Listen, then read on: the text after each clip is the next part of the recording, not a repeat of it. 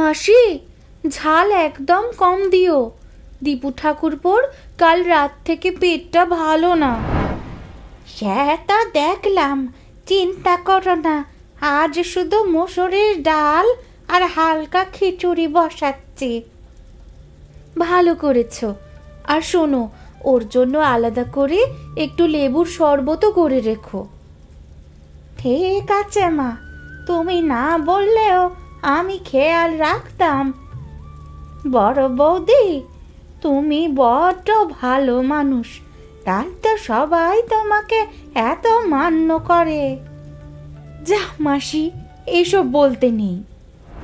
কি রান্না হচ্ছে গো মাসি? সারা বাড়িতে তো শুধু ডালের গন্ধই পাচ্ছি। আর কিছু রান্না হচ্ছে না আজ? আজ হালকা রান্না হচ্ছে গো ছোট বৌমা। দীপু বাবুর শরীর খারাপ মানেই কি সবাইকে না খেয়ে থাকতে হবে? আজ ছুটির দিন, আমার স্বামী সারা সপ্তাহ খেটে আজ বাড়িতে, একদিন একটু ভালো মন্দ কিছু খাবে না? নীলিমা, আমি বলেছি হালকা রাঁধতে। জ্বর গায়ে ভারী মশলাদার খাবার হজম হবে না রে, শরীরটা আরো খারাপ করবে। তোমার এত জ্ঞান, তাহলে তুমি তো জানোই ওরা ছুটির দিন, অন্তত আজকে একটু ভালো মন্দ তো খাবে। আমি তো ওর ভালোর জন্যই বলেছি। দুপুরে ওকে নিজে হাতে খাইয়ে দিস, দেখবি ভালো লাগবে। কিছু মনে করো না মা, মেয়েটার মনটা আসলে খারাপ না, শুধু একটু অভিমানী। জানি তো মাসি, সংসারে এমন একটু আধটু হয়, এতে কিছু হয় না। ও হয়তো ভাবে আমি ওর সংসারে বেশি কথা বলছি, কিন্তু আমি তো শুধু চাই সবাই ভালো থাকুক। কি হলো, সকাল সকাল এত গল্প কিসের? কিছু না গো, তুমি বরং হাত মুখ ধুয়ে এসো, খাবার বেড়ে দিচ্ছি। নীলিমার গলা শুনলাম মনে হলো। না গো, একটু অভিমান করেছি, এই যা, ও মিটে যাবে। মাসি, একটু ভালো তরকারিটা বেড়ে রিমির জন্য নিয়ে যেও তো। মেয়েটা সারা দিন একা একা পুকুর ঘাটে বসে থাকে, ঠিক মতো খাওয়াও হয় না। নিয়ে যাচ্ছি মা। মেয়েটা যা লাজুক, নিজে চেয়ে খেতেও পারে না। আদিককে তো দেখা যায় না বাপু, এদিকে নিজেদের খাবার কোথা থেকে চলবে তার ঠিক নেই, আবার অন্যকে নিয়ে চিন্তা। আমাদের ঘরে তো অভাব নেই, একটু ভাগ করে খেলে কমে যায় না কিছু। তুমি তো সবসময় ওদের হয়েই কথা বলো দিদি, বাস্তবটা তো আমাকেই বুঝতে হয়। সংসার চালানো তো অত সহজ নয় না। ঠিক আছে বোন, তুই যেভাবে ভালো মনে করিস, আমি তো শুধু বলছিলাম। রিমি, ও রিমি, দেখ কি নিয়ে এসেছি। কি এনেছো ঠাকুমা? মাছ ভাজা? গন্ধেই তো বোঝা যাচ্ছে।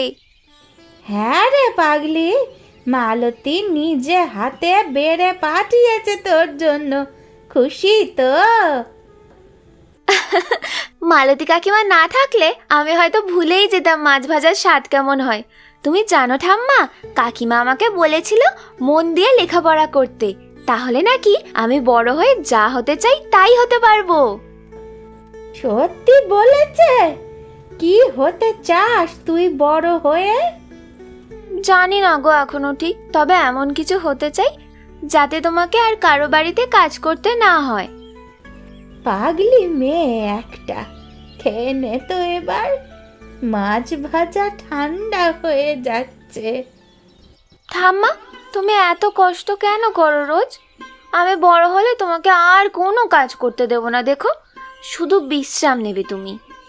সে অনেক দূরের কথা রে, আগে বড় হ, পড়াশোনা কর মন দিয়ে, তাহলেই হবে। ঠাম্মা, তুমি না বললে তো আমি কোনোদিন এত ভালো মাছ খেতেই পারতাম না। ভাগ্যিস মালতী মায়ের মনটা এত ভালো, না হলে তোর কপালে জুটতোই না রে।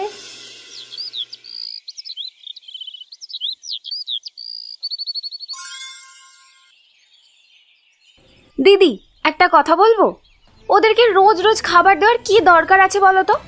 আমাদের তো আর জমিদারি নেই, নিজের কথাটাও তো ভাবতে হবে নাকি? একটা ছোট্ট মেয়েকে দুমুঠো ভাত দিলে আমাদের কি কমে যায় বলতো? আমাদের তো ভালোই চলছে, তেমন অভাব তো আর নেই আমাদের। অভাব নেই বলেই তো বড় বড় কথা বলছো। আমার স্বামী নিজের বেতন থেকে মাসিকে টাকা দেয়, তোমার স্বামী তো এই সংসারে নামমাত্র চাষবাসের টাকাটা আনে। নীলিমা, টাকার হিসেব দিয়ে তো আর ভালোবাসা মাপা যায় না।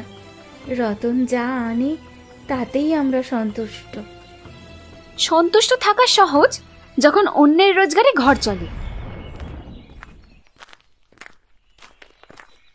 রতনদা, শুনলাম নাকি বাড়িতে বউদের মধ্যে একটু ঝামেলা চলছে। আরে ধুর, এসব তো সংসারের ছোটোখাটো ব্যাপার। দুটো মেয়ে একসাথে থাকলে একটু আধটু মতভেদ হবেই, মিটে যাবে। তুমি তো সব সময় শান্ত থাকো ভাই, কই আমি হলে তো এতক্ষণে চুপ থাকতে পারতাম না। ধৈর্য হারা হলেই কি সমাধান হয় গোপাল? মাথা ঠান্ডা রাখলেই রাস্তা বেরোয়। আমি বাবার কাছ থেকে এটাই শিখেছি। তোমার মতো মানুষ তো কম দেখা যায় রতনদা। দীপু কেমন আছে? সে তো ব্যস্ত থাকে রে, চাকরি বলে কথা। আসুক, দেখা হবে। ভাবছিলাম কি রতনদা, তোমার তো নিজের একটা ব্যবসা করা উচিত। শুধু চাষ করে কতদিন চলবে? তুই কি বলছিস গোপাল? একটা হোটেল দিলে কেমন হয় বলতো? রাস্তার ধারে আমাদের একটা জমি খালি পড়ে আছে। দারুণ আইডিয়া রতনদা, আমি তো বলি এক্ষুনি শুরু করে দাও। দেরি করলে সুযোগ হাতছাড়া হয়ে যাবে।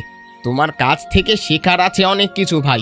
চলো, এক কাপ চা খাইয়ে দিয়ে আছে আমাদের দোকানে। আরেকদিন খাবো রে, আজ মাঠে কাজ বাকি আছে অনেক।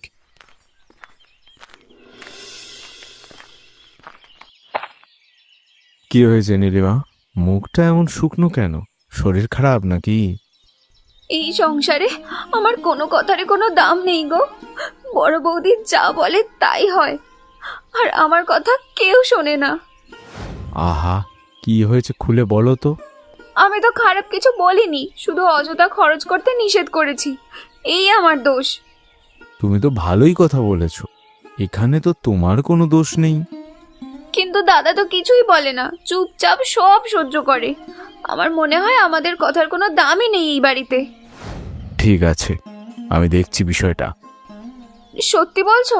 তুমি সত্যি দাদার সাথে কথা বলবে? হ্যাঁ, তুমি চিন্তা করো না, আমি ঠিক কোনো ব্যবস্থা করব।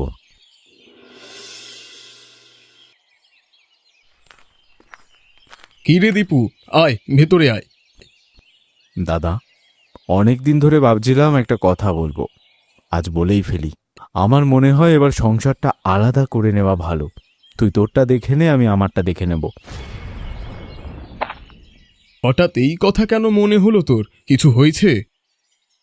না মানে এমনি মনে হলো, দুই পরিবার একসাথে থাকলে টুকটাক অসুবিধা তো হয়ই। ঠিক আছে দীপু, তুই যা ভালো মনে করিস, আমি রাজি। দাদা, আমার কথায় রাগ করিস না। আমি শুধু চাই নিজেদের মতো স্বাধীন থাকি সবাই, কোনো ঝামেলার দরকার নেই। আচ্ছা, নীলিমাকে গিয়ে বল সব ঠিক হয়ে যাবে।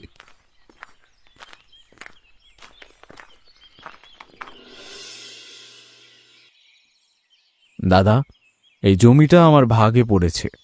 আমি তো শহরেই থাকবো, এখানে জমি রেখে লাভ নেই, বিক্রি করে দেবো ভাবছি। বিক্রি করবি? কাকে? বাইরের কারো হাতে চলে যাবে এই জমি? যে কেউ কিনতে চাইলে বেচে দেব। শহরে থাকতে হলে প্রথমে কিছু টাকা তো লাগবেই, যেমন বাড়ি ভাড়া, বাচ্চাদের স্কুল, খরচ তো কম না। তুই যখন চলেই যাবি তাহলে আমাকেই দিয়ে দে জমিটা। আমি আস্তে আস্তে তোকে দাম মিটিয়ে দেব। বাবা মায়ের স্মৃতি অন্য কারো হাতে যাক, এটা আমি চাই না রে। ঠিক আছে দাদা, তবে দাম কিন্তু বাজার দর অনুযায়ী দিতে হবে। আমি কিন্তু ছাড় দেব না। দেব রে, চিন্তা করিস না। আমার ভাইয়ের কাছ থেকে ফাঁকি দেওয়ার ইচ্ছা আমার নেই। দাদা, তুই কিছু মনে করিসনি তো? আমি জানি বাড়িটা তোর ভাগে গেছে, জমিটাও তুই নিচ্ছিস, কিন্তু মনে করার কি আছে রে? প্রত্যেকের নিজের জীবন, নিজের স্বপ্ন। তুই বড় হবি, উন্নতি করবি, এটাই তো আমি চাই ছোট থেকে। তুই সবসময় এমন কেন দাদা? নিজের জন্য তো কিছুই চাস না। চাই তো, তোর ভালো থাকা দেখতে চাই, এটাই আমার চাওয়া। মনে আছে দাদা, ছোটবেলায় তুই আমাকে কাঁধে চড়িয়ে এই মাঠ দিয়ে স্কুলে নিয়ে যেতিস? মনে থাকবে না? তুই তখন এত ভারী ছিলি, আমার কোমর ব্যথা হয়ে যেত। যা, বাজে বকিস না তো। তুই যেখানেই থাকিস মনে রাখিস, এই বাড়ির দরজা তোর জন্য সব সময় খোলা। মনে থাকবে দাদা। মাসি, এই নাও তোমার শেষ মাইনেটা। আমরা তো এবার থেকে শহরেই থাকবো, তাই আর কাজে আসার দরকার নেই তোমার। ঠিক আছে ছোট বৌমা, এতদিন কাজ করলাম, তোমাদের অনেক ভালোবাসা পেলাম। ভালো থেকো তোমরা শহরে গিয়ে। শুনলে, দীপু ঠাকুরপুরা তো একেবারে শহরেই থেকে যাবে। হ্যাঁ, ভাবছিলাম ওখানে কি করা যায়। শুধু চাষবাস দিয়ে তো আর সংসার বড় হবে না, একটা বাড়তি রোজগারের পথও দরকার। একটা কথা বলি, ওখানে যদি একটা ভাতের হোটেল দাও, রাস্তার ধারে জমি, লোকজনের আনাগোনাও ভালো, বাস স্ট্যান্ড থেকেও তো কাছে। আরে তুমি তো দেখি আমার চেয়েও এক ধাপ এগিয়ে চিন্তা করে ফেলেছো। হোটেলের কথা তো আমার মাথাতেও আসেনি এভাবে। সংসার তো দুজনে মিলেই চালাতে হয়, তাই না? আমিও তো একটু হাত লাগাতে পারবো ওখানে। ঠিক আছে, কালই গোপালের সাথে কথা বলে দেখি কিভাবে শুরু করা যায়। তুমি সাথে থাকলে আমার সাহস দ্বিগুণ হয়ে যায় মালতী। আমি তো সব সময়ই আছি তোমার সাথে। কবে থেকে শুরু করবে কাজ? দেখি, সামনের সপ্তাহতেই গোপালকে ডেকে মিস্ত্রি ঠিক করব।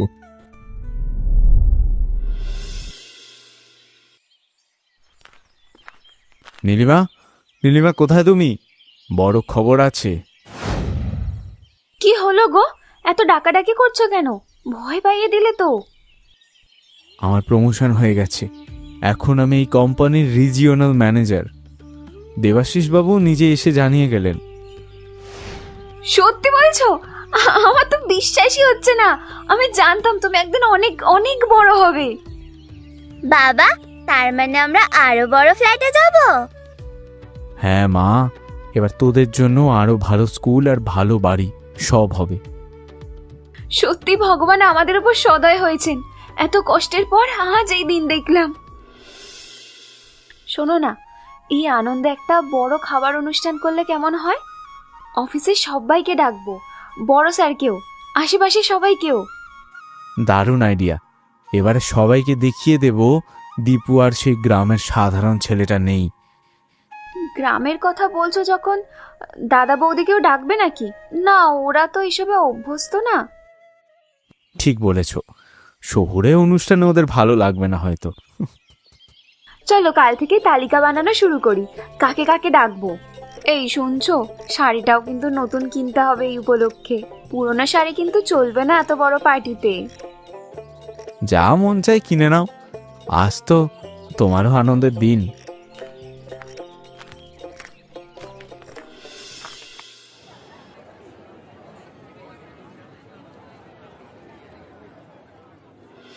আজ তো খুব ভিড় হয়েছে, এই মাসে বেশ ভালোই বিক্রি হচ্ছে।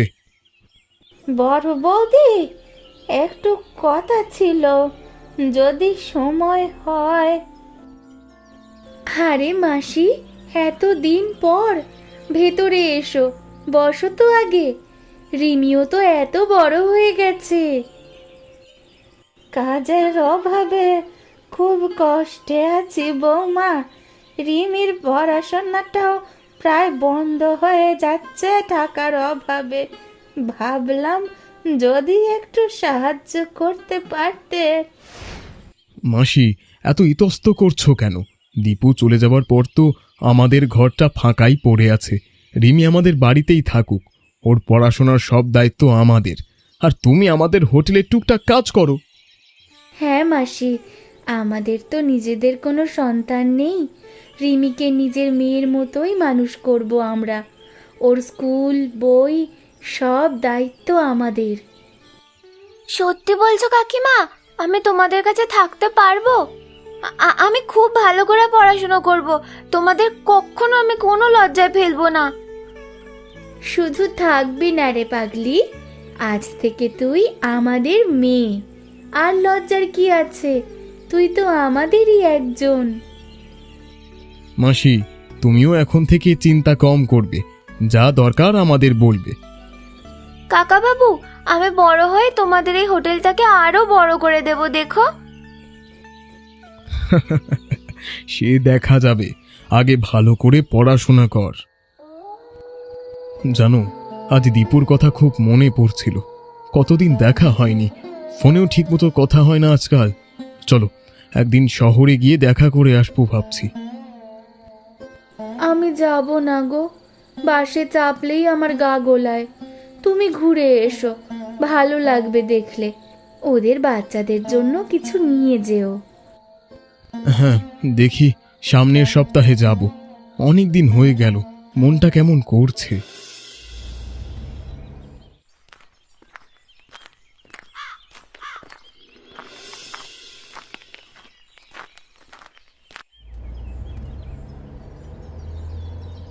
এই যে দাদা, আপনি কাকে চান? এটা তো প্রাইভেট পার্টি, নিমন্ত্রণ কার্ড আছে আপনার কাছে? না মানে, আমি দীপুর, না থাক, লাগবে না। আমি ভুল করে চলে এসেছি বোধহয়। ঠিক আছে দাদা, একটু সরে দাঁড়ান, তাহলে গাড়ি ঢুকবে। এত বড় জায়গায় গিয়ে যদি আমি ওর সাথে কথা বলতে যাই, লোকে কি বলবে? গ্রামের মানুষ, সাদা সিধে পোশাক, ওর সম্মান কমে যেতে পারে সবার সামনে। ও তো অনেক বড় হয়ে গেছে। থাক, আজ বরং দূর থেকেই দেখে যাই।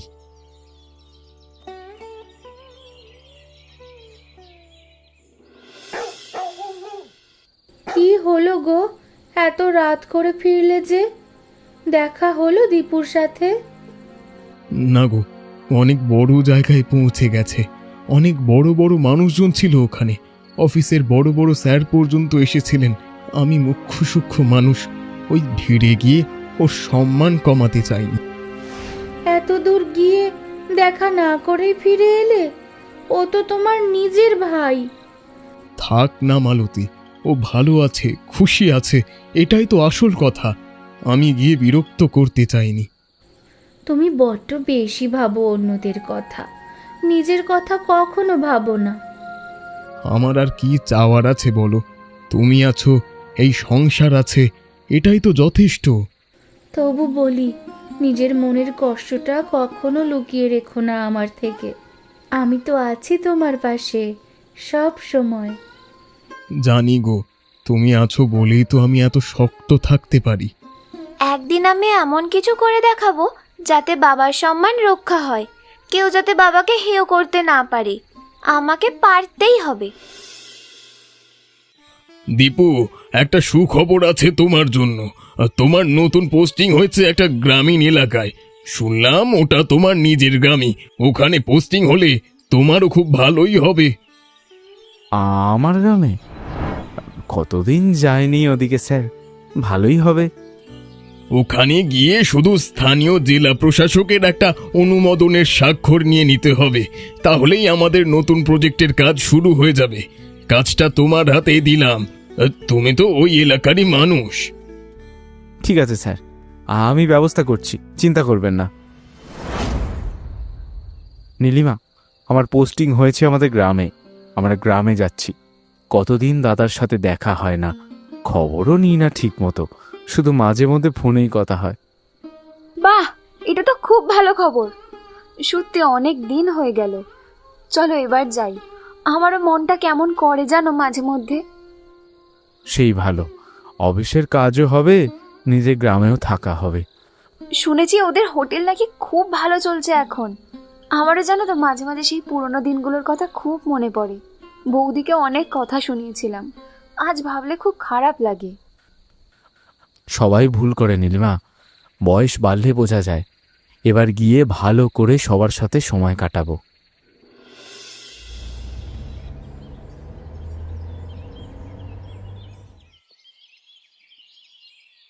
আমরা বরং একটু অপেক্ষা করি, জেলা প্রশাসক ডাকলে ভেতরে যাব। হ্যাঁ, সেটাই ভালো হবে।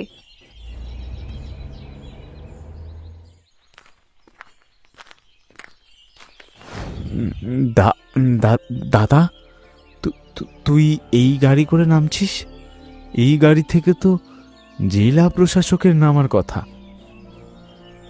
নামছি তো রে, তবে আমি নই, তোর জেলা প্রশাসক এক্ষুনি বেরোবে গাড়ি থেকে। মানে দাদা তুমি এখানে কি করছো? আর এই গাড়ি? বাবা মা এসো এসো। বাবা মা মানে? দাদা, ইনি কে?